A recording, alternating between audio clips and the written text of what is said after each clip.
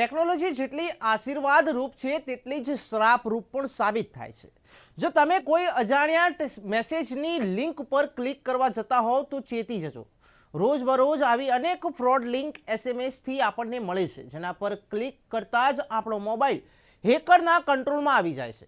તાજેતરમાં અમદાવાદના SG highway પર આવી જ એક ઘટના ઘટી હતી, જેમાં એક જાણીતી કોર્પોરેટ હોસ્પિટલ અને એક પંચતારક હોટલ પર આવો જ સાયબર એટેક થયો હતો. જેમ જેમ દિવસો જાય છે તેમ તેમ ટેકનોલોજીનો વિકાસ થતો જ જાય છે. 2G થી લઈને 5G સુધી માણસ જાતે કરેલી ટેકનોલોજીનો વિકાસ અદ્ભુત છે. ક્યારેક આ ટેકનોલોજી આશીર્વાદ રૂપ છે તો ક્યારેક આ જ ટેકનોલોજી શ્રાપ રૂપ પણ બની જતી હોય છે.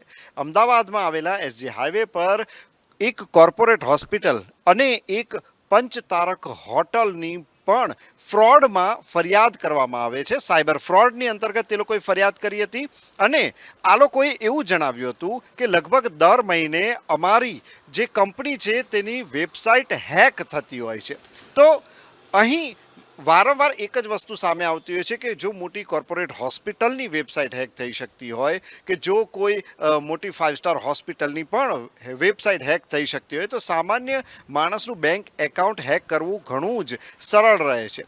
ખાસ કરીને વાત કરવામાં આવે તો જે પંચતારક હોટલ છે, જે 5 સ્ટાર હોટલ છે, તેમણે એવી ફરિયાદ કરી હતી કે કોઈ ગઠિયાએ, કોઈ સાયબર ફ્રોડે જે કહ્યું કે અમારી આ 5 સ્ટાર હોટલમાં રૂમ બુકિંગમાં આટલી ટકા ડિસ્કાઉન્ટ મળે છે અને આ ડિસ્કાઉન્ટની લાલચમાં અનેક લોકોએ તેમાં હોટલના રૂમ બુક કરાવ્યા અને આ ગઠિયો તેમના પૈસા લઈને ફરાર થઈ ગયો હતો.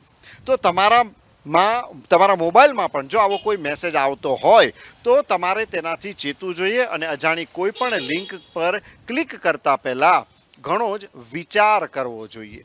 કેમેરા પર્સન રાજેન્દ્ર પટેલ સાથે Kumar Barot, news for India, Ahmedabad.